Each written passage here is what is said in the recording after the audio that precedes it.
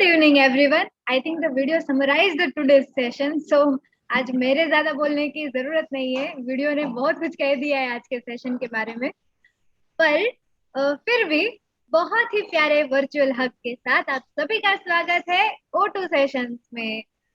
O2 sessions मतलब oasis online sessions जो पिछले 32 दिनों से हो रहे हैं। हाँ दोस्तों, 32 दिनों से हम सब ने साथ में मिल के ये महीने का सफर, महीने से ज्यादा बोल सकते हैं, 32 दिन हो गए, ये सफर हमने साथ में मिल के पार किया है। जुड़े रहे हैं रोज शाम 4 से 6 बजे, जो बहुत ही जरा भी छोटी बात नहीं है। रोज हम 2 घंटे एक दूसरे के साथ रहे हैं, हमने परिवार बढ़ाया है और परिवार में ऑक्सीजन का आदान प्रदान किया है। तो आज हमारा 33वां दिन है और 33वां दिन हम फुल जोर शोर से सेलिब्रेट करना चाहते हैं। और अब तो हम हर रोज पूरे दिन रोज का दिन सेलिब्रेट करने वाले हैं। तो आज जो हमारा सेशन है, फ्राइडे स्पेशल सेशन होता है। आप सबको पता है कि फ्राइडे शेयरिंग मतलब एकदम हटके शेयरिंग होता है, क्योंकि रीजन आता है, रीजन के लीडर्स आते हैं, कोई कैंप के फैसिलिटेटर आते हैं जिन्होंने अपनी जर्नी इतने रोमांचक तरीके से गुजारी हो रही होती है। तो आज जो सेशन है वो बहुत ही स्पेशल है। उसके लिए मैं पहले एक सवाल पूछना चाहती हूँ आप सभी को कि ओएसिस में आपको पता है कि बहुत सारे कैंप है, राइट? सबको पता है, सब चैट बॉक्स में लिख सकते हैं। ओएसिस में बहुत सारे कैंप है, right? Life camp, love camp, फिर कौन से कैंप? L3 वर्कशॉप, फिर चैट बॉक्स में लिख सकते हैं। अखिलेश, आप मुझे हेल्प कर सकते हैं अगर आपको कोई मैसेज आ रहे हैं तो?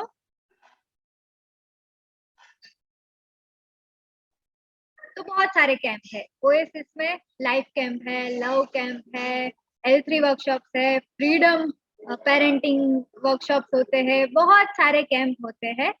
पर स्पेशली मुझे आज पूछना है कि आपका फेवरेट कैंप कौन सा है? अगर आपको पूछा जाए कि आपका फेवरेट कैंप कौन सा है, तो आप कौन सा कैंप को फेवरेट चूज करोगे? अगर आप लिख सकते हो आपका फेवरेट कैंप, आपका फेवरेट, जल्दी जल्दी।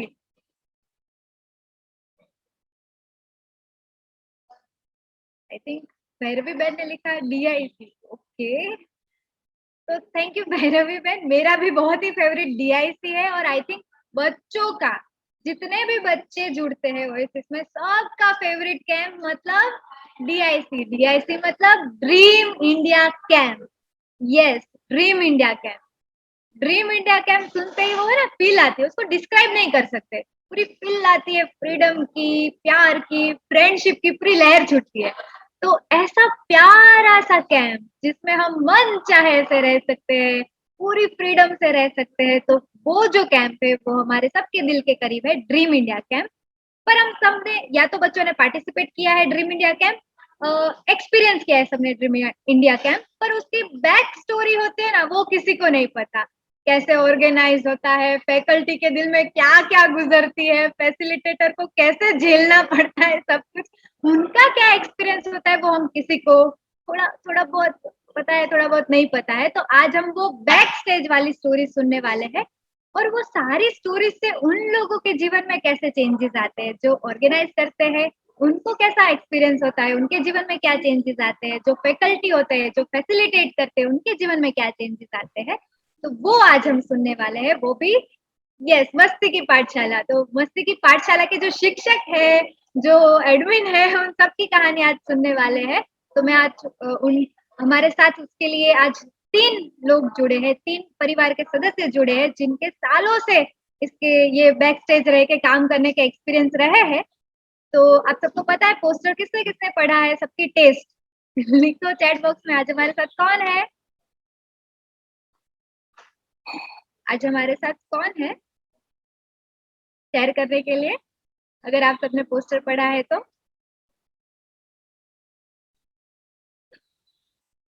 यस, हमारे साथ सिद्धार्थ भाई है, विरल भाई है और दिलवीर भाई है, जो हमारे साथ ये तीनों एस्पेक्ट शेयर करने वाले हैं। तो सबसे पहले मैं जरा भी टाइम वेस्ट ना करते बुलाना चाहूंगी विरल भाई को।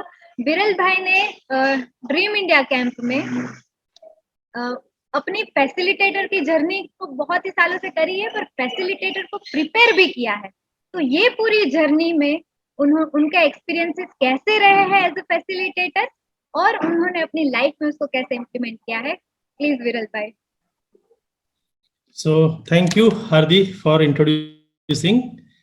अपनी जर्नी की बात करूं तो मैं शुरू से शुरू करता हूं कि पहले मुझे पता नहीं था कि ड्रीम इंडिया कैंप क्या है। मैं ओएसिस में एज एक पार्टिसिपेंट ही था, एक वर्कशॉप का पार्टिसिपेंट ऐसे ही जुड़ा था। लेकिन दिल में कुछ था कि बच्चों के लिए कुछ करना है। स्कूल खोलने का मुझे बहुत मन था उस वक्त। ये मैं 10, आई थिंक, हाँ, 10-12 साल पहले की बात कर रहा हूँ, 10-12 साल पहले की बात कर रहा हूँ। तो मैंने सोचा कि स्कूल खोलना है, तो जो मेरे फैसिलिटेटर थे उन्होंने सजेस्ट किया कि एक बार आप experience.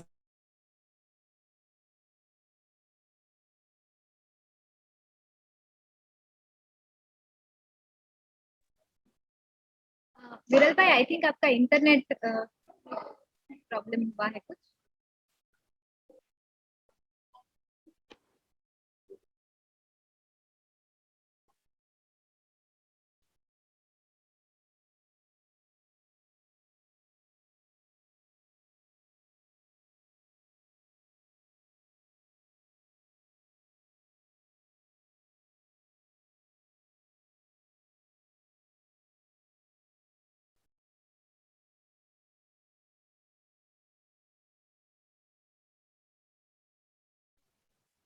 Yes, sorry, it got disconnected. Okay, so मुझ में काफी कॉन्फिडेंस लो था उस वक्त कि मैं क्या करूं मुझे पता नहीं, लेकिन बच्चों के लिए कुछ करना था। और इसी माहौल की वजह से कहीं ना कहीं मुझे महसूस हुआ कि मुझे भी वो डेमोक्रेटिक एनवायरनमेंट नहीं मिला था, इसलिए मेरा कॉन्फिडेंस नहीं बढ़ा था। तो मुझे एक एक्सपीरियंस मिला कि चलो मैं ड्रीम इंडिया कैंप में एज ए फैकल्टी पहले जाता हूँ। तो वहाँ पे धीरे धीरे धीरे मुझे बहुत मजा आने लगा, और इसलिए मैं कनेक्ट हो पाया क्योंकि कहीं ना कहीं मैं खुद को देख रहा था उन बच्चों में कि अगर यही माहौल मुझे बचपन में मिला होता तो आज मैं, मेरी स्ट्रेंथ क्या है, मैं ज्यादा पहले उसे ढूंढ पाता और कुछ बेहतर कर पाता। लेकिन फिर उसके साथ ये सोच भी आई कि चलो पहले तो नहीं कर पाया, अभी तो करूं। सो ऐसे करते करते मैं जुड़ गया, एंड मुझे ज्यादा अंडरस्टैंडिंग मिली about what is democratic education. इससे मेरी लाइफ में ये परिवर्तन आ गया कि धीरे धीरे जितने मैंने कैंप्स किए, तो मैं एक केस कहता हूँ पहले। एक पार्लियामेंट में एक मेरे दूसरे ही कैंप में ऐसा केस आया था। एक लड़की थी, उसने एक लड़का और लड़की को देखा था कुछ बातें करते हुए। तो इस लड़की को मन में हुआ कि ये ठीक नहीं है, ऐसे बात करना किसी लड़के के साथ, ये ठीक व्यवहार नहीं है। और ये हमें कहा जाता है कि ये गलत चीज है, और हमारे इस कैंप में तो फ्रीडम है, कोई कुछ गलत कर रहा हो तो हम उसके खिलाफ कुछ बोल सकते हैं, कंप्लेन कर सकते हैं। तो वो कंप्लेन पार्लियामेंट में आई। और फिर मेरा तो पहला कैंप था, मेरे गाइड थे, तो मुझे तो पता नहीं था, मुझे बोल दिया कि अभी आप करो। तो मैं पीछे बैठा था, मैं देख रहा था कि वो लड़की एकदम गुस्से हो गई थी कि ऐसा कैसे कर सकते हैं, हम लोग यहाँ पे सीखने आए हैं और ये दो लड़के और लड़की एक साथ घूमते रहते हैं, कुछ सेशन में ध्यान नहीं देते हैं, तो ये बहुत गलत हो रहा है। अभी इस पे मुझे एजुकेशन करना था, तो मुझे पता नहीं चला कि मैं क्या बोलूं। सच में मुझे उस वक्त कंफ्यूज हो गया था। मुझे थोड़ा बहुत पता था कि ये प्यार क्या होता है, व्हाट इज लव, थोड़ा बहुत सीखे थे इसलिए पता था। लेकिन अभी जब सही बारी आई कि यहाँ पे तो फ्रीडम है, अगर बच्चों को फ्रीडम ना दी जाए कि वो जो कर रहे हैं उसमें से वो सीखेंगे, तो फिर फ्रीडम का क्या मतलब। मुझे ऐसे अंदर से क्वेश्चन हुए, और धीरे धीरे वो क्वेश्चनिंग के द्वारा मुझे पता चला कि मैंने भी अपने लाइफ में काफी सारी गलतियां की थी। सब मान लिया था जो आसपास के लोग बोलते थे उससे। मैंने खुद को क्वेश्चनिंग नहीं किया था कि मैं क्यों कर रहा हूँ, किस लिए कर रहा हूँ, मेरे अंदर ये फीलिंग्स क्यों आ रहे हैं। जब ये क्वेश्चनिंग अंदर शुरू हुए तो अपने आप आंसर्स आना शुरू हो गए, और उसके बाद मैंने जाके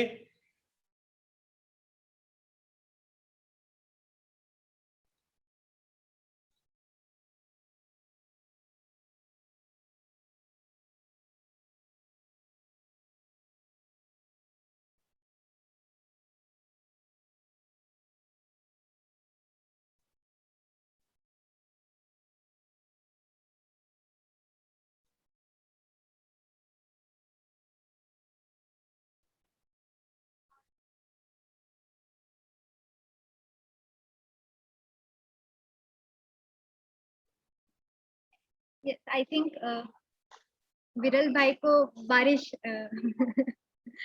गुजराती में बोलते हैं ना, नड़ गई है। तो उनके इंटरनेट को थोड़ा आज बारिश ने धोखा दे दिया लगता है, या विरल भाई वापस आ गए हैं शायद।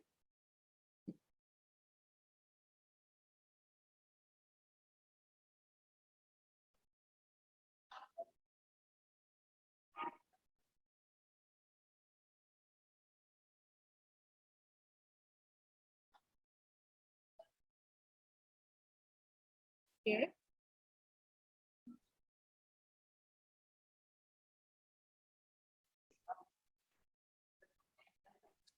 Okay.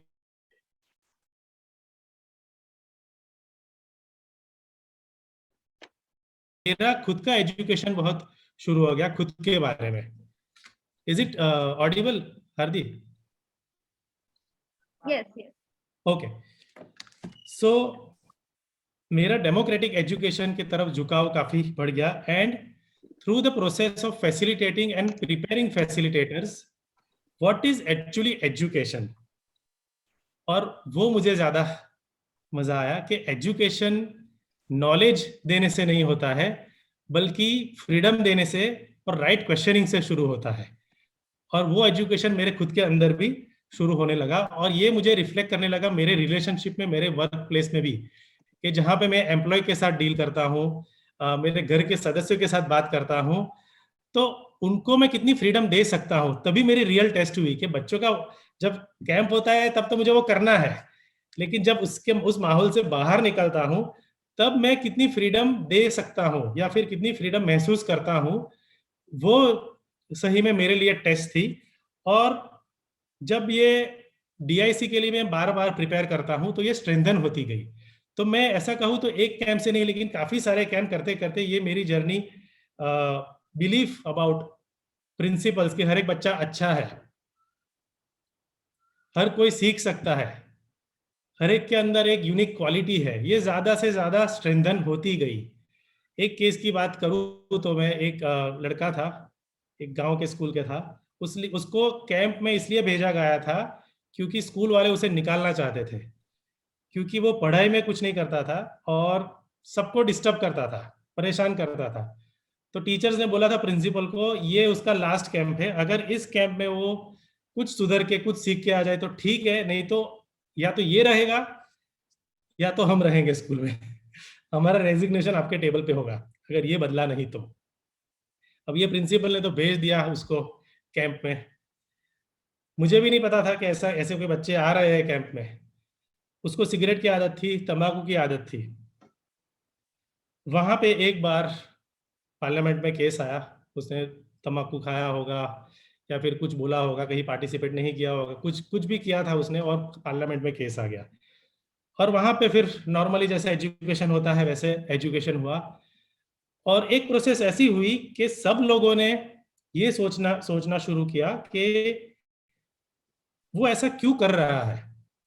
हम खुद से पूछते हैं, हम भी काफी चीज कर रहे हैं जो अच्छी नहीं है। अब ये चीज, कोई ऐसी चीज कर रहा है जो उसको समाज को वो गलत लग रही है, तो लेकिन वो ऐसा क्यों कर रहा है, ये कभी किसी ने क्वेश्चन नहीं किया था। तो तब जाके प्यार की बात आई कि कहीं ना कहीं हम खुद से प्यार नहीं करते, कहीं ना कहीं हमें ये महसूस नहीं होता है कि हम किसी चीज के लायक हैं, हम कुछ बन सकते हैं। और ये सारी सोच हमें समाज से ही मिली होती है। तो क्या हम ड्रीम इंडिया कैंप में ऐसा कोई माहौल इसे दे सकते हैं कि उसे लगे कि उसके अंदर काफी कुछ अच्छा भी है। तो ये सारा डिसीजन सबने मिल के लिया था। और इसके बाद वो लड़का काफी रोया और उसने कहा कि ऐसा प्यार मुझे किसी ने नहीं दिया है और मैं खुद के लिए कुछ करना चाहता हूँ। उस दिन के बाद, वो कैंप के बाद, वो गया तो अपने अपने प्रिंसिपल को गले लगाया। तो सब लोग देख रहे थे, उसके प्रिंसिपल का कांच का कैबिन था, तो टीचर्स भी देख रहे थे कि ये बच्चा है और उसने गले लगाया। वहां पे ये बात रुक नहीं जाती। कुछ महीनों के बाद मुझे पता चलता है कि उस बच्चे ने एक कैंपेन शुरू कर दिया अपने स्कूल में कि सिगरेट और ये तंबाकू है वो क्या नुकसान करता है, और वो दूसरे लोगों को मोटिवेट करने लगा कि ये क्यों नहीं करना चाहिए। तब मुझे अपने अंदर एक क्वेश्चन हुआ कि मैंने ये तो सोचा ही नहीं था कि ये एजुकेशन हम करेंगे। लेकिन ये हो गया, और ये पावर ऑफ फ्रीडम मुझे महसूस महसूस हुआ। तब मैंने अपने लाइफ में भी वापस जाके देखा कि मैंने काफी सालों पहले कुछ सीखी चीजें सीखी थी, लेकिन आज मैं इंप्लीमेंट क्यों कर रहा हूँ? क्योंकि आज मुझे सही समझ उसकी आई है।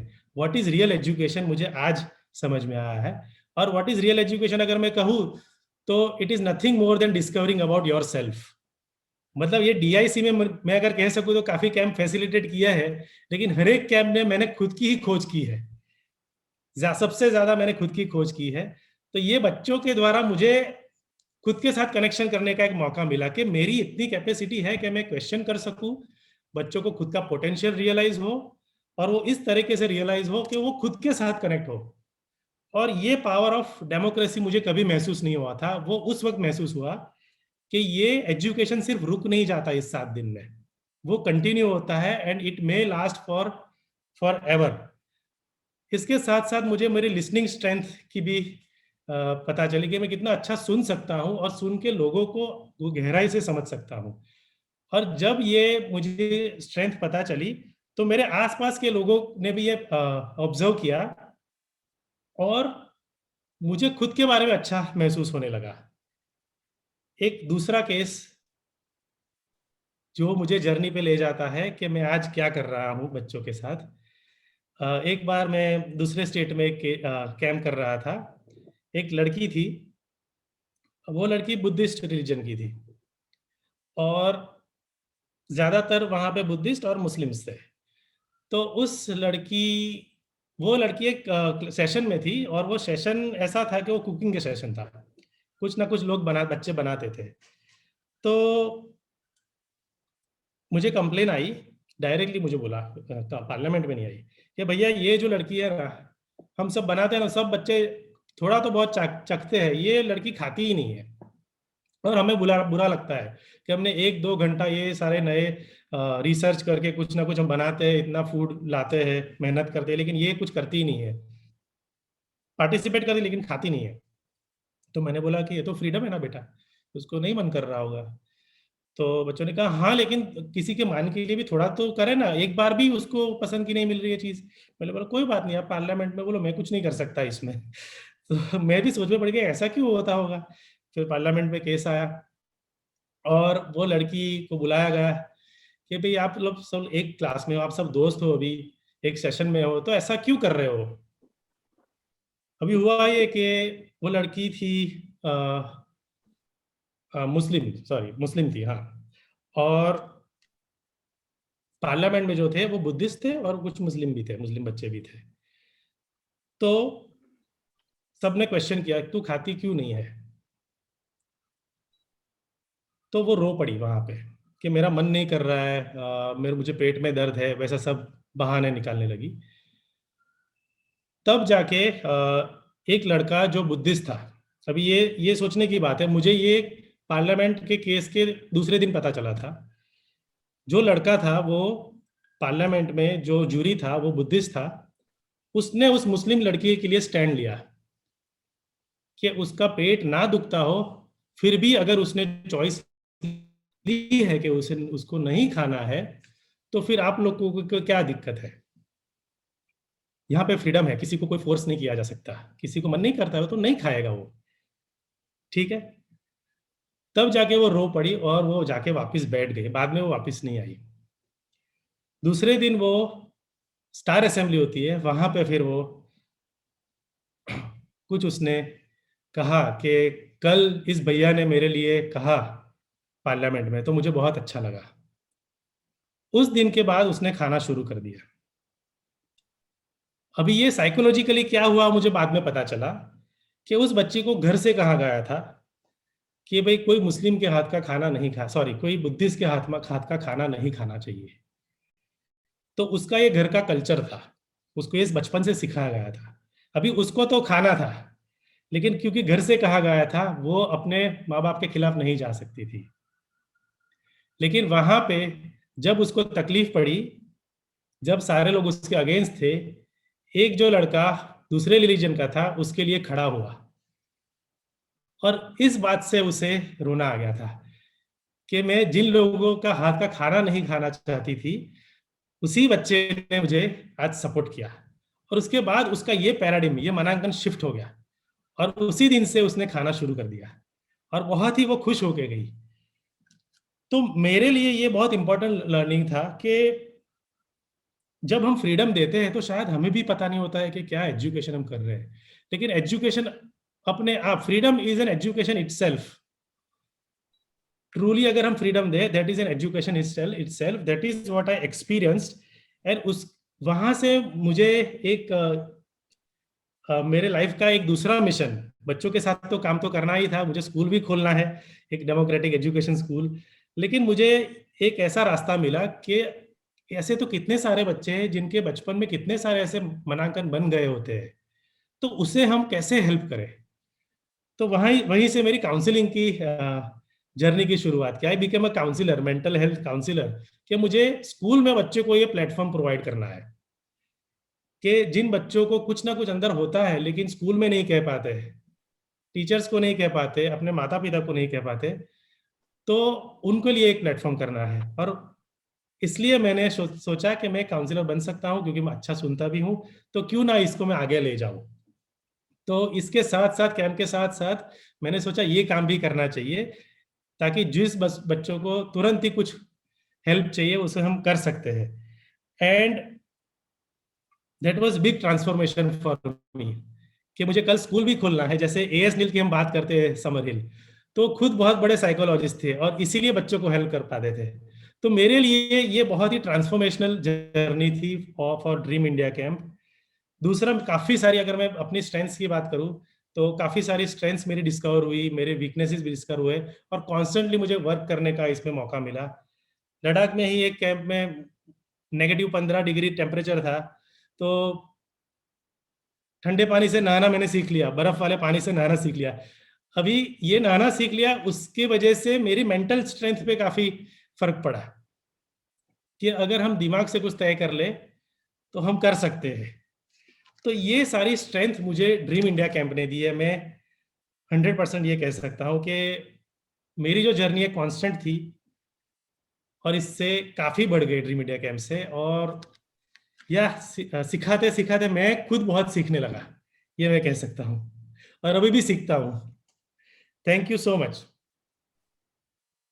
थैंक यू सो मच विरल भाई। आपने जो एक लाइन कही वो मेरे लिए सच में लर्निंग रही। आपने जो भी आपका एक्सपीरियंस तो बहुत ही वास्ट, हमको केस में से ही बहुत कुछ हमको भी साथ साथ में एजुकेशन मिला। और जो आपने एक लाइन कही कि freedom is itself in education, तो मुझे लगता है अपने लिए भी, और हम जब देते हैं तब जिनको देते हैं उनके लिए भी। तो वो जो आपने बात कही वो सच में हम साथ में लेके जाने वाले हैं और खुद की लाइफ में इम्प्लीमेंट करने वाले हैं। Thank you so much. आपने अपना एज अ फैसिलिटेटर इतना वास्ट एक्सपीरियंस, इतना रिच एक्सपीरियंस शेयर किया आज हमारे साथ। बहुत ही इंसाइटफुल रहा। इसी के साथ हम आगे बढ़ते हैं। नेक्स्ट हमारे बीच जो दोस्त है, वो स्पेशल दोस्त हमारे कश्मीर से हमारे साथ जुड़े हैं, दिलवीर जी। दिलवीर जी ने कश्मीर में जो ड्रीम इंडिया कैंप हुए हैं वहां पे एज अ फैकल्टी बहुत बड़ा रोल प्ले किया है। तो हम उनसे सुनने वाले हैं कि उनके ड्रीम इंडिया कैंप के एक्सपीरियंस कैसे रहे एज अ फैकल्टी मेंबर। जो बच्चों को पता होगा कि वो फैकल्टी को कितना परेशान करते हैं, तो उनके एक्सपीरियंस कैसे रहे हैं। तो दिलवीर जी। Thank you Hardi. मुझे आज बहुत खुशी हो रही है कि मैं जिंदगी के वो कुछ दिन, बेहतरीन दिन आपके सामने शेयर करने वाला हूं। जी हाँ, ड्रीम इंडिया कैंप जो गुलमर्ग में हुआ था 7 दिन का, और जिसमें विरल भैया हमारे साथ थे और मैं एज फैसिलिटेटर था। तो जब मुझे प्रिंसिपल मैम की कॉल आई कि इस तरह से आपको एक कैंप करना है, एज फैसिलिटेटर रहना है गुलमर्ग में, तो मुझे लगा कोई ऐसे ही कोई यूजुअल कोई कैंप होगा। तो वैसे भी मैं हर गवर्नमेंट ऑर्डर को मतलब मानता था, और मैं किसी भी जगह जाता था जब भी कोई गवर्नमेंट ऑर्डर आता था। तो मैं ऐसे गुलमर्ग पहुंचा, तो वहाँ विरल भैया से मुलाकात हुई, तो उनने थोड़ा बहुत हमें गाइडलाइंस दी ड्रीम इंडिया कैंप के बारे में। तो दूसरे दिन बच्चों को आना था। दूसरे दिन जब बच्चे आने वाले थे, तो हम उनकी रिसेप्शन के लिए खड़े हुए और हमें विरल भैया ने बताया कि ऐसे हमने उनका कैसे स्वागत करना है। तो जब बच्चे वहां से आए, हमने उनको बड़े मुस्कुराहट से, बड़े प्यार से उनको रिसीव किया, तालियों से रिसीव किया। और हमने देखा बच्चों के चेहरों पे जैसे इतनी खुशी उनके चेहरों पे हमने देखी। और ये मेरी जिंदगी में एक अलग तरह का अनुभव था, क्योंकि हमें भी यहाँ एज टीचर मतलब बताया जाता था कि there must be a gap between teacher and student. जो टीचर होता है वो थोड़ा सा, उसकी जो इज्जत होती है थोड़ी सी ऊंची होती है स्टूडेंट से, स्टूडेंट्स को अपने सर पे कभी नहीं बैठाना चाहिए, वगैरह वगैरह हमने सीखा था। लेकिन जब हमने पहले ही दिन वो ऐसा देखा, जब हमने स्टूडेंट्स को बड़े प्यार से रिसीव किया, तो मुझे उसी वक्त पता चल गया कि कुछ यहाँ पे कुछ ये कैंप जो है ये अलग होने वाला है। और मेरा जो अनुभव था वाकई वो बाद में सारा दुरुस्त साबित हुआ, सही साबित हुआ। और मैंने उस कैंप में वाकई जो मेरी समझ लीजिए उस वक्त लगभग 30 इयर्स की एक्सपीरियंस थी, 29-30 इयर्स की एक्सपीरियंस थी। लेकिन उन 7 दिनों में जो हमने सीखा, मुझे लगता है वो पूरी सर्विस में हमने नहीं सीखा था। क्योंकि मैंने एक चीज ये सीखी कि जितना प्यार से बच्चे को हम बेसिकली हम बच्चा तो खुद ही सीखता है, हम तो एज फैसिलिटेटर होते हैं। लेकिन फैसिलिटेटर होने से पहले, ड्रीम इंडिया कैंप से पहले, मैं अपने आप को टीचर ही समझता था कि हम टीच करते हैं। मगर फिर बाद में मुझे बात समझ आई कि नहीं, हम तो फैसिलिटेट करते हैं, बेसिकली हम खुद लर्नर होते हैं, हम बच्चों से भी बहुत कुछ सीख जाते हैं। तो ये एक प्रोसेस होता है जब हम एक दूसरे से कुछ ना कुछ सीखते रहते हैं। तो बच्चों ने उसके बाद लंच किया, फिर उसके बाद बच्चों ने खुद ही पूरे हफ्ते का टाइम टेबल बनाया और क्या क्या क्या अपनी जिम्मेवारियां उन्होंने संभाली।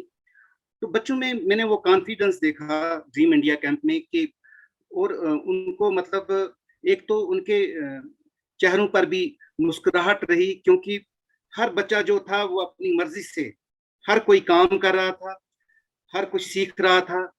जितने भी सेशन थे वो अपनी मर्जी से अटेंड कर रहे थे। जैसे किसी बच्चे का मन था कि वो म्यूजिक में कुछ करना चाहता है, म्यूजिक में सीखना चाहता है, तो वो म्यूजिक सेशन में जाता था।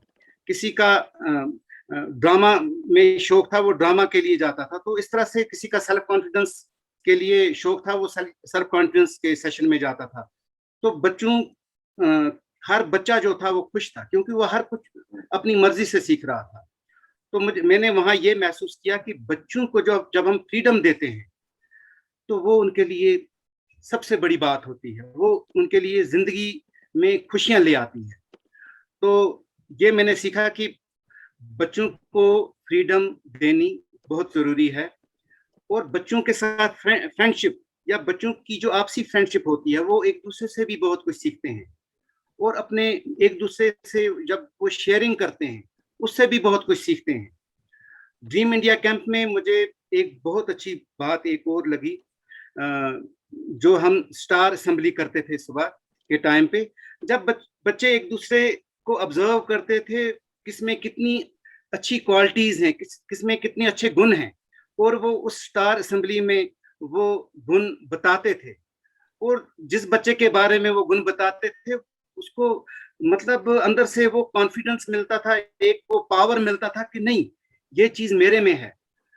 तो हमें भी उस वक्त कभी कभी मतलब आंसू आ जाते थे कि वाकई ये बच्चों को मतलब कितना हौसला देती है ये स्टार असेंबली।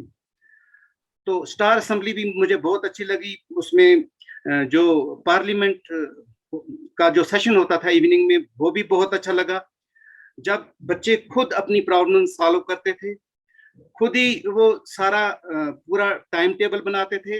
लेकिन अगर कोई कुछ गलती करता था तो फिर उसका पार्लियामेंट में उसके बारे में सवाल उठते थे, और बच्चे कितनी कॉन्फिडेंस से उस हर सॉल्यूशन ढूंढते थे।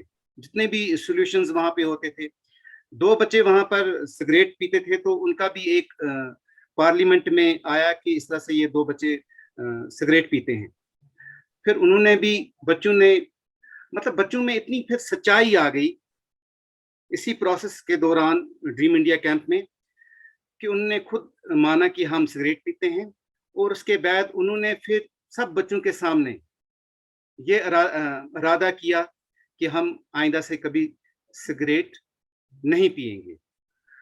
तो ये ड्रीम इंडिया कैंप की ही ताकत थी, जिस ताकत की वजह से उन 2 बच्चों ने सिगरेट पीना छोड़ दिया।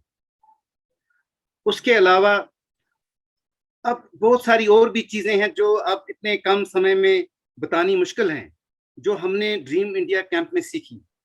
लेकिन ड्रीम इंडिया कैंप लगभग 7 दिन चला। उसके बाद पहले दिन तो कुछ बच्चे जाने को तैयार थे, लेकिन जब 7वां दिन, आखिरी दिन जो था, जब बच्चों को अपने अपने घरों पे जाना था, मैं जानता हूं, विरल भैया जानते हैं कि उन्होंने कितनी रिक्वेस्ट की हमें कि नहीं, इस ड्रीम इंडिया कैंप को कम से कम 3-4 दिन और बढ़ाया जाए। मगर क्योंकि ये तो गवर्नमेंट का ऑर्डर था, तो हमें उसी के हिसाब से चलना था। तो ये ड्रीम इंडिया कैंप की ताकत थी, जिसने मतलब उन बच्चों को जोड़े रखा। 7 दिन उनको, बच्चों को घर की याद नहीं आई। उन बच्चों ने मतलब कितनी खुशियां वहां पे पाई, एक दूसरे से शेयरिंग की, मतलब किसी का कोई दुख भी था उन्होंने शेयर किया, और वो हल्का होके गया। अपने जितने भी दुख थे वो वहीं गुलमर्ग में ही छोड़ के गया, और घर में वो खुशी खुशी गया। उसके बाद मैंने पाया कि वाकई ये ड्रीम इंडिया कैंप में कितनी ताकत है। फिर मैं अपने जब स्कूल में गया तो मैंने सोचा कि 7 दिन का और हम कैंप तो नहीं ले सकते हैं, क्योंकि यहाँ कश्मीर में हालात भी ऐसे थे, बड़ा मुश्किल था कैंप लेना। तो मैंने कोशिश किया कि कम से कम उसके छोटे छोटे जो हैं, जैसे स्टार असेंबली है, इसको मैं अपने स्कूल में इम्प्लीमेंट करूं।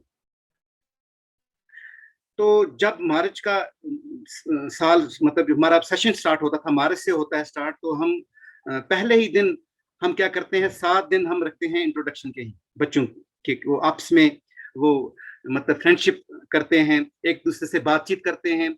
हम फिर एक रजिस्टर बना के देखते थे कि किस बच्चे में क्या टैलेंट है, क्या इंटरेस्ट्स हैं, उनका पूरा मोबाइल नंबर वगैरह सारा कुछ हम नोट करते थे, और फिर पूरा साल उन पे फिर काम करते थे। जो बच्चा पूरे साल मतलब अच्छा काम करता था, उसको हम फिर साल के आखिर में उसको स्टार उनके गिनते थे, फिर उनको हम लास्ट पे कुछ ना कुछ देते थे, वो मतलब सर्टिफिकेट देते थे या कुछ भी जो होता था। तो ऐसा करते थे हम।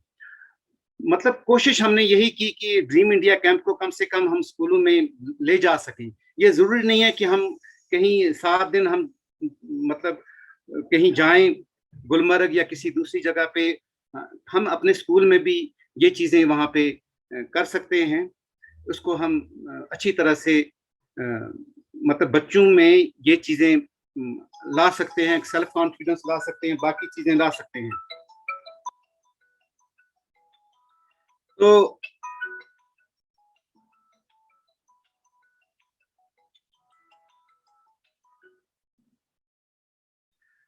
Sorry for disturbance. तो मुझे आज बहुत खुशी हुई है कि मैंने एक ऐसा कैंप अटेंड किया है जिसने मेरी जिंदगी में भी बहुत तब्दीली लाई है, डिसिप्लिन में, टाइम मैनेजमेंट में। मतलब वहाँ पर टाइम मैनेजमेंट का भी था, और भी बहुत सारी चीजें हैं जिनको छोटे वक्फे में, छोटे टाइम में बताना मुश्किल है। मैं तो यही चाहता हूँ कि ये ड्रीम इंडिया कैंप कश्मीर में और बाकी जगहों पर भी ज्यादा से ज्यादा किए जाएं, ताकि बच्चों में वो जो खुशियां हैं, क्योंकि बच्चे बहुत डिस्टर्ब हैं आजकल, भी बच्चे बहुत डिस्टर्ब हैं ड्यू टू कोरोना, डिस्टर्ब हैं। अब जैसे ही कोरोना खत्म होता है तो मुझे लगता है जितने ज्यादा से ज्यादा ड्रीम इंडिया कैंप लगाए जाएं, ताकि बच्चों के चेहरों पे वो मुस्कुराहट जो है वो मैं देखना चाहता हूं, जो मैंने 3-4 साल पहले देखी है। Thank you very much. Thank you so much Dilbir जी।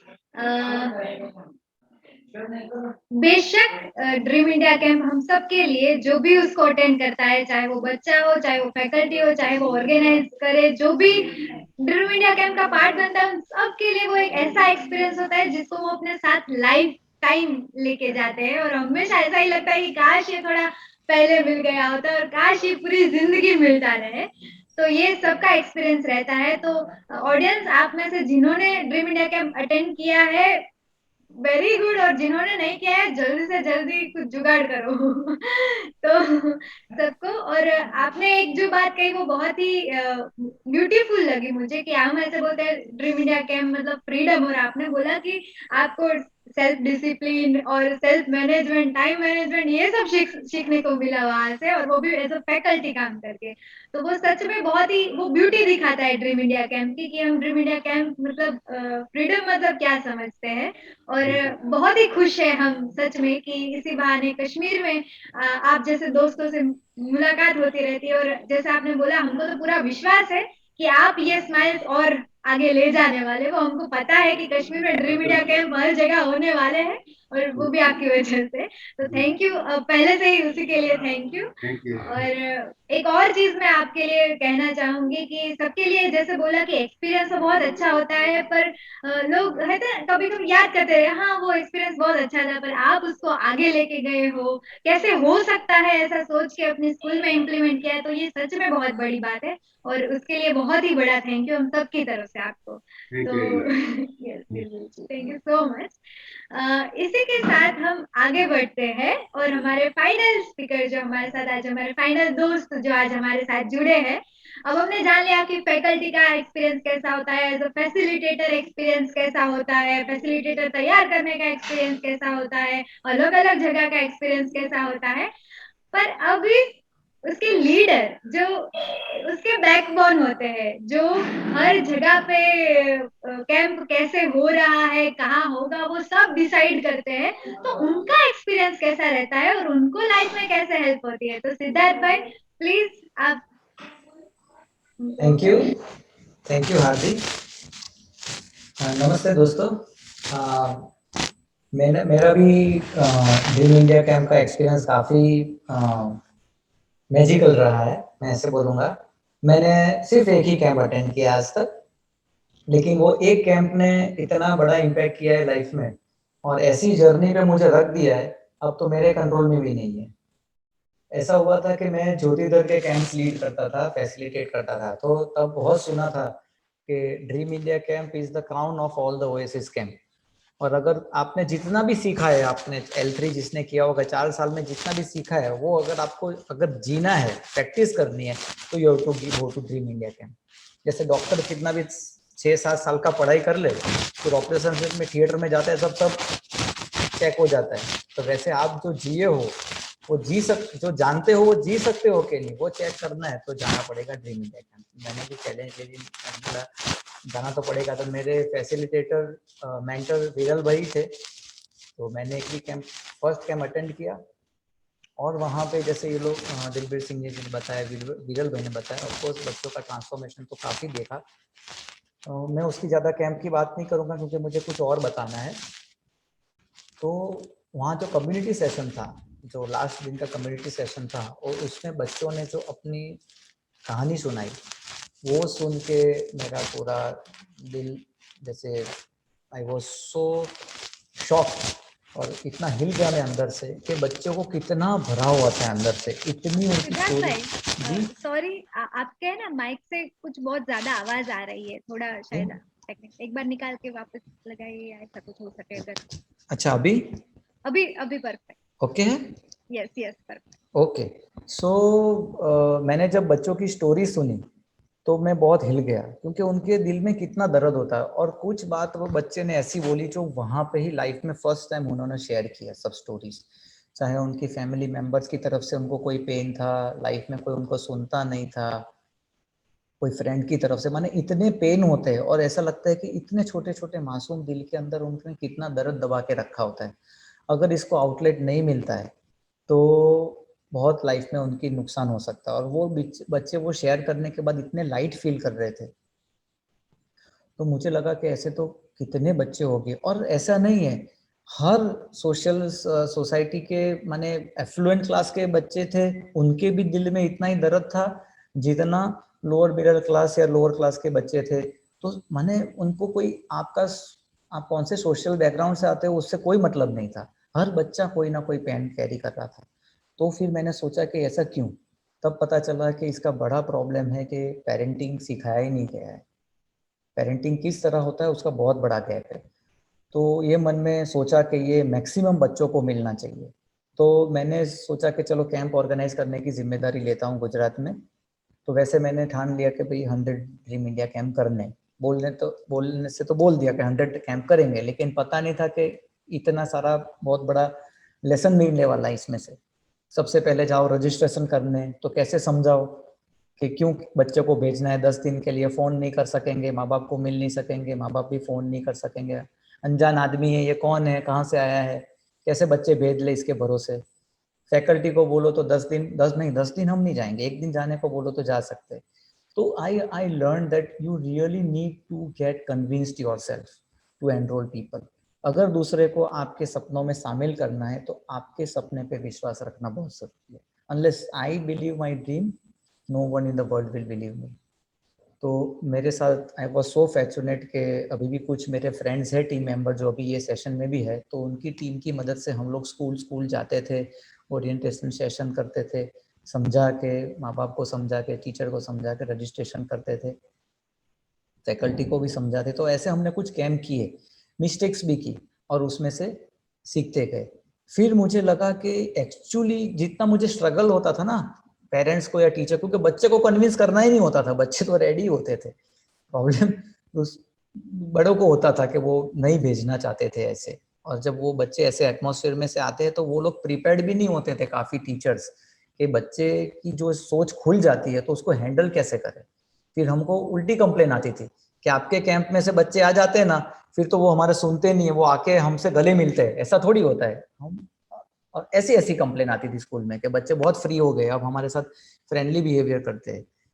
तो तब मुझे पता चला कि अभी बच्चों के लिए कैंप, अब पता चला कि ये कैंप मुझे बच्चों के लिए नहीं करना है। बच्चे तो पहले से ही अच्छे हैं, बच्चे में कुछ प्रॉब्लम ही नहीं है। ये प्रॉब्लम क्रिएट हो जाता है जब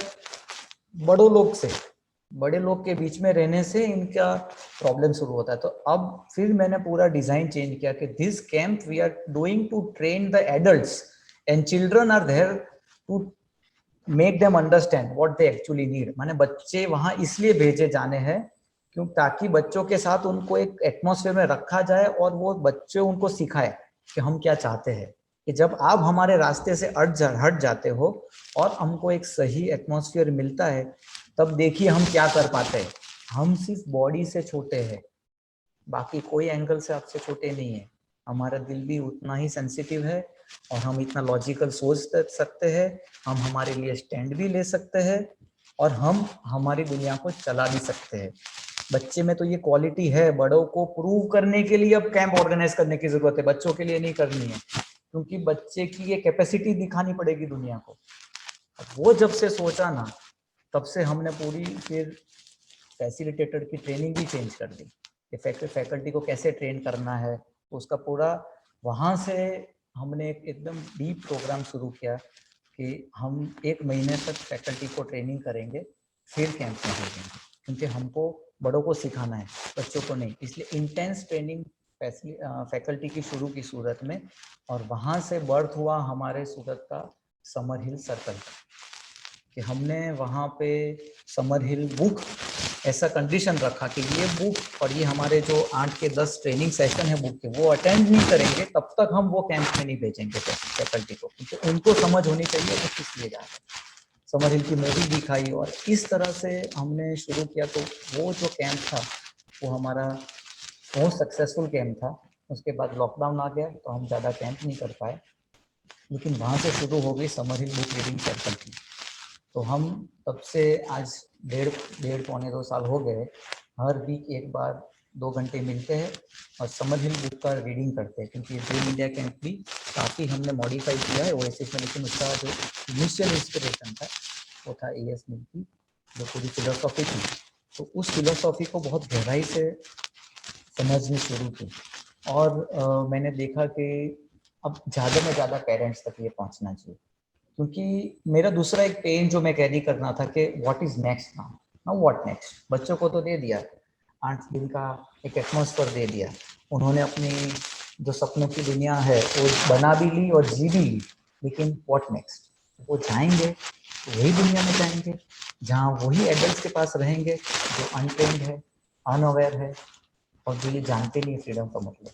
तो शायद कहीं ना कहीं बच्चों की लाइफ तो वहाँ जाके डिफिकल्टी हो जाएगी। अब उनको ये एटमॉस्फेयर कैसे मिलना चाहिए? तो मुझे लगा कि पेरेंटिंग पे बहुत बड़ा काम होना चाहिए और मैं सोच रहा हूँ कि इसके लिए मैं क्या कंट्रीब्यूट कर पाऊँ। अभी भी मेरा सीड थॉट है कि we need to open a school for parenting, we don't need school for children, we need school for parents. अगर पेरेंटिंग की कोई स्कूल बन जाए तो हर घर के अंदर ड्रीम इंडिया कैंप होना चाहिए।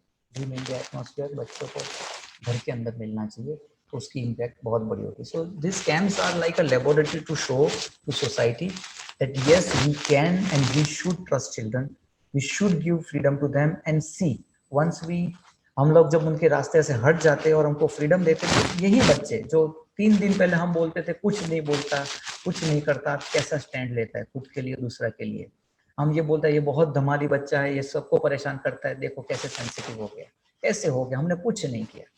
तो उनके अंदर ये जो विश्वास डालना है बड़ों के लिए, बच्चों के अंदर विश्वास रखो। तो ये काफ़ी मेरा बात मुझे क्लियर हो गई। मैं पेरेंटिंग के लिए इतना सोचता नहीं था, मुझे नहीं लगता था कि ये बहुत इंपॉर्टेंट पार्ट है, लेकिन ड्रीम इंडिया ने मुझे पूरा ओपनिंग दे दिया कि yes, we children are born great, we need to see that greatness in them, और ट्रेनिंग एडल्ट्स को देनी चाहिए और वो ट्रेन हो गए तो बच्चे फ्लाई करेंगे, बहुत आगे जाएंगे। लेकिन स्टोरी यहाँ रुकती नहीं है, बताया ना कि ये इसका मैजिक ही ऐसा है ना, ऐसा नशा ही ऐसा है ना कि आपको पता नहीं कहाँ कहाँ ले जाएगा। फ्रीडम की बात करते थे, फ्रीडम के कैंप ऑर्गेनाइज करते थे, लोगों को कन्विंस करते थे, फैकल्टी को ट्रेन करते थे, फीडबैक लेते थे। मैं दूसरी बार मैंने कैंप किया ही नहीं है, लेकिन फिर उसके माहौल में रहने से फिर ये पता चला कि ये फ्रीडम तो हर लाइफ के एंगल में ज़रूरत है, बच्चों के लिए नहीं, बड़ों को भी ज़रूरत है। हर इंसान फ्रीडम के एटमॉस्फेयर में ही ग्रो होता है और रियल प्रोग्रेस करता है। तो मैं भी एक ऑर्गेनाइजेशन चलाता हूँ, तो इतने सारे एम्प्लॉयज़ है, तो सोचा डेमोक्रेटिक एटमॉस्फेयर तो ऑर्गेनाइजेशन में होना चाहिए। क्यों वहाँ पे हम कंसेंसस से डिसीजन नहीं लेते? कोई बॉस होता है तो बॉस ही हमेशा राइट होता है, ऐसा थोड़ी होता है। क्यों नहीं लोगों को इन्वॉल्व करना चाहिए? तो उस तरह से हमने हमारे ऑर्गेनाइजेशन में डेमोक्रेटिक धीरे-धीरे जो ड्रीम इंडिया के कंसेप्ट थे वो इम्प्लीमेंट करने शुरू किए, लोगों को पावर देना शुरू किया, लोगों को फ्रीडम देना शुरू किया कि आप अपने डिसीजन को लें। आपका डिपार्टमेंट अब कितने बजे शुरू होगा? इधर साइड जी, वो माइक आवाज वापस बहुत डिस्टर्ब कर रहा है। Can I remove this? हाँ, हम देख सकते हैं कि आवाज अब सुनाई देता है ठीक से? Yes yes. हाँ, तो फिर हमने लोगों को यहाँ फ्रीडम देनी शुरू की कि आप डिसाइड करो आपका डिपार्टमेंट कितने बजे शुरू होगा, कितने बजे बंद होगा।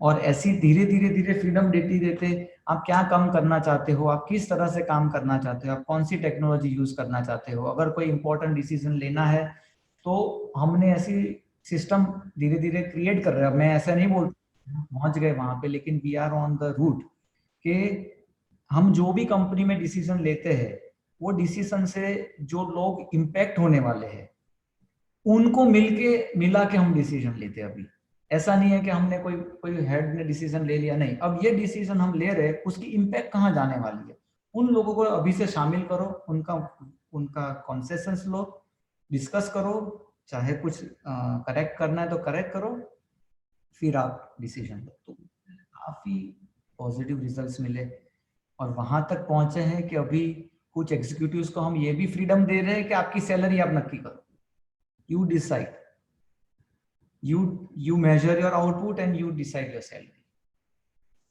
आप बिलीव नहीं करोगे, लोग इतने हिल गए कि कई लोग ने कम सैलरी लेना भी शुरू किया वॉलंटरी, क्योंकि अब खुद से कहाँ भागेंगे, खुद को ही देखना है तो खुद से कहाँ भागेंगे। कोई खुद ही नक्की करता है मेरा परफॉर्मेंस ये होना चाहिए, खुद ही नक्की करते हैं कि मैं सैलरी लूंगा और महीने के एंड पे खुद ही देखते कि मेरा ये परफॉर्मेंस है, अब मैं क्या करूँ।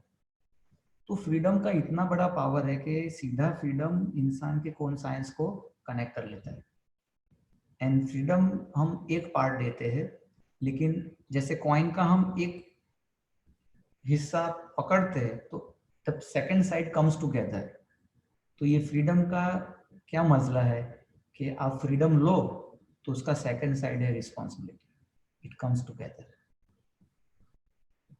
तो अगर ये प्रैक्टिस करने से, देखने से, ये बच्चों भी यही बात दिलबीर सिंह जो बताए, विरल भाई ने बताया कि बच्चे को फ्रीडम दे कैसे रिस्पॉन्सिबल बनते हैं, ये हम समझते ही नहीं है। हम ऐसा मानते हैं कि लोग रिस्पॉन्सिबल नहीं है इसलिए हम उनको बांध के रखना है, रूल्स बनाओ, ये बनाओ, वो बनाओ, ताकि ये रिस्पॉन्सिबल बने। लेकिन सही रिस्पॉन्सिबिलिटी तो सही मायने में जो फ्रीडम एटमॉस्फेयर मिलता है, तब इंसान अपने आप रिस्पॉन्सिबल बन जाता है। हम चाहते हैं बच्चे रिस्पॉन्सिबल बने, हम चाहते हैं हमारे एम्प्लॉयज रिस्पॉन्सिबल बने, हम चाहते हैं हमारे टीचर्स रिस्पॉन्सिबल बने, ये सब चाहते हैं। लेकिन रिस्पॉन्सिबिलिटी के लिए first of all I need to put trust, I need to give right atmosphere and I give to give freedom, तब जाके वो जिम्मेदार बनेंगे। इतना बड़ा लेसन था, आप समझ नहीं, मैं अभी भी समझा नहीं सकता हूँ कि ऐसे लगता है बच्चों का कैंप, बच्चे खेलते कूदते, ऐसा नहीं है। आप जाके देखो एक बार and you feel this, that it will transform your view of looking and dealing with children and everybody। और ये मैंने खुद देखा है अपनी ऑर्गेनाइजेशन में ट्रांसफॉर्म होते हुए। जो बच्चे गए हैं उसके अंदर ये ट्रांसफॉर्मेशन, जो फैकल्टी गई है उनके अंदर ट्रांसफॉर्मेशन। जो फैकल्टी जाके आती है तो उनको बताती है कि वहाँ हम लोग 15 घंटा, 17 घंटा, 18 घंटा काम करते थे, थकते नहीं थे, कैसे एनर्जी आती है। तो ये दूसरा एंगल है कि जब आप दिल से करते हो, जब हम दिल से करते हैं और जब हम पूरे इन्वॉल्व होते हैं, कोई सेल्फलेस ऑब्जेक्टिव होता है, तो बॉडी को थकान ही नहीं लगती है। Body doesn't get tired by the work you do, it gets tired by the unnecessary thinking we do. तो लेसन है। तो मैं तो ये कहूंगा कि ड्रीम इंडिया नहीं देखा ना तो कुछ नहीं देखा। It's the pinnacle of all the principles that you want to practice, live and see the results there itself। laboratory, live laboratory है, वहीं पे प्रैक्टिस करो और रिजल्ट्स देख लो। आप कहीं पे फिसल गए ना तो बच्चे कान पकड़ेंगे कि आप यहाँ इंटीग्रिटी चूक गए, यहाँ आपने कैंप का रूल तोड़ दिया, इतना माने। तो yes, I know we have limited of time, we can go on talking, but जैसे हम तीनों ने बताया कि गए थे तो कुछ देने के लिए, इतना कुछ पाके आए कि उसका इम्पैक्ट अभी तक है और वो लाइफ के इतने सारे एंगल्स पे इफेक्ट कर रहा है। ये फिलॉसफी के रिजल्ट्स हमको बहुत सारी जगह पे मिलता है। So I would like Hardi to take it over from here. Unfortunately मैं आज सच में कुछ बोलना ही नहीं चाहती थी। मुझे ऐसा ही था कि आपको सुनते रहे आपके एक्सपीरियंस, क्योंकि ड्रीम इंडिया कैंप एक ऐसी चीज है ना, मतलब जितना भी कोई बोलता है ना, ज्यादा ही ज्यादा सुनने को मन करता है, कैसे रहे एक्सपीरियंस, तो वो हमेशा मन रहता है। मैं ये बोलता हूँ कि अगर किसी को पेरेंटिंग सीखना है ना, कि भाई मुझे शॉर्ट में, जैसे ऐसे नहीं आती कि एक गोली खा लो अपना सब विटामिन लेवल पे आ जाए, या बहुत सब एक गोली दे दो सब बुखार निकल जाए, या मेरे को कम से कम टाइम में पेरेंटिंग सीखना है तो एक कैंप में जाके आ जाओ, काम खत्म। आई थिंक हम सबके मन में अभी क्लियर है। पहले सोचते ड्रीम इंडिया कैंप बच्चों के लिए, पर अभी हम सबको क्लियर है कि क्या ये सिर्फ बच्चों के लिए है, नहीं, ये सब के लिए है। और आई थिंक बच्चों से ज्यादा बड़ों के लिए है। तो वेरी को ये इंसाइट देने के लिए थैंक यू सो मच। और अभी हमारे पास बहुत थोड़ा सा समय रह गया है, पर मैं चाहती हूँ कि हमारे पास आज लाभ है कि सिद्धार्थ भाई है, विरल भाई है, दिलबीर भाई है, तो हम जो भी हमारी शेयरिंग, उनको हमारा जो इमोशन उनके साथ शेयर अगर किसी को भी करना हो, किसी को अपनी फीलिंग एक्सप्रेस करनी हो, या कोई सवाल हो अगर उनको पूछना चाहते हो, तो प्लीज हमारे पास टाइम है कि हम एक सवाल ले सकते हैं। तुरंत ही हाथ ऊपर।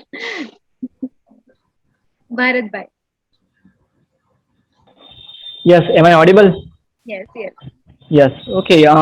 Thank you so much, विरल भाई, सिद्धार्थ भाई एंड सोडी सर। सर मेरा सवाल ये है कि बार बार बच्चों को हम बोलते हैं कि तू डफर है, इडियट है, you can do it, you कर नहीं पाएगा, ये है वो है। उसके बाद सर सर्कल के अंदर, कैंप के अंदर आप स्टार असेंबली करते हैं और उसको वहां पर अप्रिशिएट करते हैं कि तू इतना अच्छा है, तूने ये किया, तो क्या उस समय पर वो बिलीव करते हैं कि मेरे अंदर इतनी सारी अच्छाइयाँ है, या फिर ऐसा बोलते हैं कि ये लोग मुझे मस्का मार रहे हैं, जानबूझ के मुझे अप्रिशिएट कर रहे हैं? क्या वो बिलीव कर देते हैं इतनी जल्दी कि वो इतने अच्छे हैं वो? ओके, क्या कोई ड्रीम इंडिया कैंप अटेंड किया हुआ बच्चा है यहाँ पे जो इस सवाल का जवाब देना चाहेगा? Let the beneficiary share the response if there is anybody. Yes, जल्दी जल्दी हाथ खड़े करो बच्चे। किसी ने अगर एक्सपीरियंस किया हो। अच्छा, हमारे पास है। मेरा जब पहला कैंप था तो मेरे फैसिलिटेटर विरल भाई थे और विरल भाई को कुछ उनकी पेरेंटिंग वर्कशॉप था, अहमदाबाद जाना हुआ, तो प्रक्षा दीदी हमारे साथ थे। तो वो कैंप में आखिर में जब सारी फैकल्टी को एक डायरी बनवाते हैं और तब वो डायरी बनाने के बाद प्रक्षा बेन ने मुझे दिल से ऐसा बोला कि श्रवण भाई आप बहुत अच्छा सीख रहे हो और आप बहुत कुछ आगे बढ़ोगे। मैं दिल से बोलता हूँ, पहली बार मुझे ऐसा एक्सपीरियंस हुआ कि यार मैं कुछ अच्छा कर सकता हूँ। मैंने उसके आगे पहले कभी ऐसा सुना ही नहीं था मेरे खुद के बारे में। कभी जब मुझे ऐसा लगता है इतने सालों के बाद 30-32 साल की 33 साल की उम्र में मुझे ऐसा लगा, तो बच्चे को कैसा लगता होगा। ये मेरा पर्सनल एक्सपीरियंस है। यस भारत भाई, आपको आई थिंक एक्सपीरियंस करना पड़ेगा, आपको करना है ड्रीम इंडिया। आपने क्या? किया हुआ है? मैंने किया है एक बार, लेकिन उसके बाद जब बच्चे वापस आते, फिर वापस ऐसा माहौल मिलने लगता है, फिर वापस ऐसा बोलने लगते हैं, तो फिर वहां पर वो कैसे सामना करे? क्योंकि एक बार ऐसा बोला जाए कि आप अच्छे, उसके बाद सामने वाला को ऐसा बोलता है कि नहीं तुम नहीं कर सकता है, तो फिर वो कैसे टॉलरेट करेगा ये? तो भरत भाई, मैं एक बात कहना चाहूंगा। यस विरल भाई, श्योर। कि जब ड्रीम इंडिया कैंप में असेंबली करते हैं तो हाँ। वी आर वेरी स्पेसिफिक कि कौन से कैरेक्टर ट्रेट के लिए कह रहे हैं। सिर्फ अच्छे नहीं बोलते हम तो बराबर। बोल सकते हैं जब हमने वो अनुभव किया होता है किसी फैकल्टी में। हाँ। तो ये हमारे लिए भी बहुत बड़ा चैलेंज होता है कि हर एक फैकल्टी के पास से हम ले कि आप ये लिख रहे हो ये क्वालिटी की बच्चे की, तो ये क्यों लिखी है। उसके आगे हम एक्सप्लेनेशन देते हैं कि आप बेटा आपने ये किया था, उसकी वजह से आपके ये क्वालिटी है। तो बच्चा भी समझता है कि ये सही अप्रिसिएशन है, कोई मस्का मारने की बात नहीं है। Yes yes. Yes, Got it. Thank you Tina दीदी। हमारे पास टाइम की समाप्ति की वजह से होप आप बाद में पर्सनली या ऐसे अपना सवाल रख पाएंगे। ओके, तो थैंक यू ऑल। हमारा आज का जो एक 1 आवर था वो कैसे चला गया हमको पता ही नहीं चला। हम वो फ्रीडम की नदी में हम भी डूब गए थे आपके साथ साथ। कभी कश्मीर गए, कभी लीडरशिप भी हमने ले ली और कभी फैसिलिटेट भी कर दिया आज हमने। तो थैंक यू सो मच हमको वो जर्नी देने के लिए।